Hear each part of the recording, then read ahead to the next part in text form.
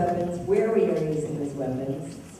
And so I go through and look at the countries where we are using the drones, number one being Pakistan.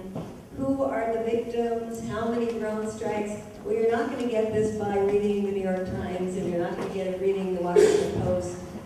You're really going to get it by talking to journalists who have dedicated their lives to trying to check and double check with local people in northern Pakistan what is going on, because Western journalists just are not there. And the other thing I try to do is humanize the victims. Because we don't see them on our TV screens, because we don't see pictures in our newspapers, I think the American people feel no compassion towards the people we're killing. And since our government either until recently has denied we even have a drone program, and now has said that anybody they kill is a militant, so why should you worry about it? Well, you should worry about it because the government is lying to us. So in the book I have a chapter that humanizes a number of these drone victims, talks about in Pakistan alone how about 3,000 people have been killed, and how can you just blankly label these people militants? Well, now we know from the New York Times piece that came out on May 29th that detailed President Obama's kill list that they make up on the Terror Tuesdays when they meet at the White House, that they have used semantics to say that any male of military age living in the area where the U.S. is killing people is a militant. So of course you hear 20 militants killed with this strike, 15 militants killed here. Our friend who is a lawyer, who's become the lawyer for the victims of drone attacks, says that he thinks that perhaps 170 of the people who have been killed are indeed militants, meaning they are trying to get themselves into Afghanistan and kill U.S. soldiers. Now, he would say they want to kill U.S. soldiers because they feel U.S. soldiers are occupying their area and shouldn't be there.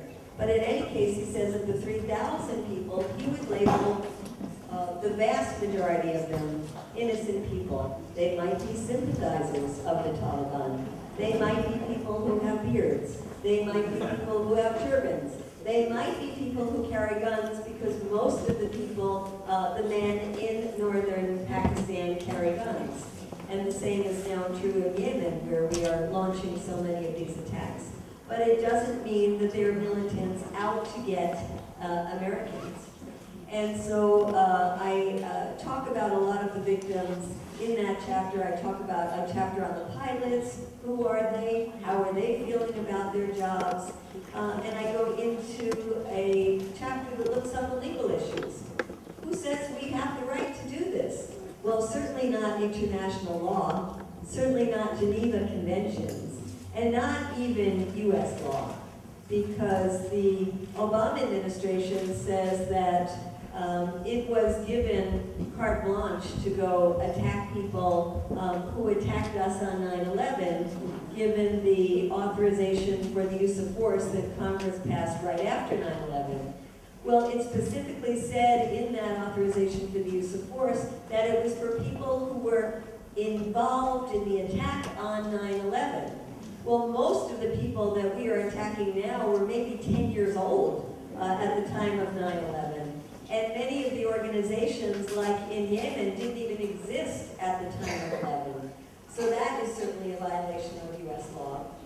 And then I talk about what I consider just astounding, that the Obama administration thinks it has the right legally to attack U.S. citizens living overseas, who the U.S., the Obama administration, probably on those Terror Tuesdays in the White House, decides should be on the kill list. And then, as Robert says, I do spend quite the last part of the book looking at alternatives, because I feel that as an activist, my job is not to get people really bummed out, scared to death about where we're going in this crazy drone warfare, but to get get you just mad enough that when it gets to the part of here are things we can do, that people will get excited about getting involved in this. And so I hope that part of the discussion that we have today is some of the ways that people are already involved and what are new ideas that some of you might have about how we can turn around public opinion, because that's, I think, a critical thing that we do. It is amazing to me that after 10 years of war in Afghanistan, finally we have a poll saying that 7 out of 10 Americans think that war is just not worth fighting, and that it includes a majority of Republicans. But on the other hand, we have polls that show that 8 out of 10 Americans think killing terrorist suspects with drones is just fine and dandy, and that includes a majority of Democrats and a majority of people who consider themselves liberal Democrats. How anybody can consider themselves a liberal Democrat and support the murder on a massive scale of innocent people through these drone strikes kind of reminds me of that song, Love Me, Love Me, Love Me, I'm a Liberal, that some of you might remember from the Vietnam days, that shows the amazing contradictions that people who call themselves liberals can find themselves in. We have to turn the statistics around so that the majority of American people are on a par with the majority of people around the world. Because just last week, Pew conducted a poll that asked people, what do you think of the US drone strikes? And they looked at 22 different countries.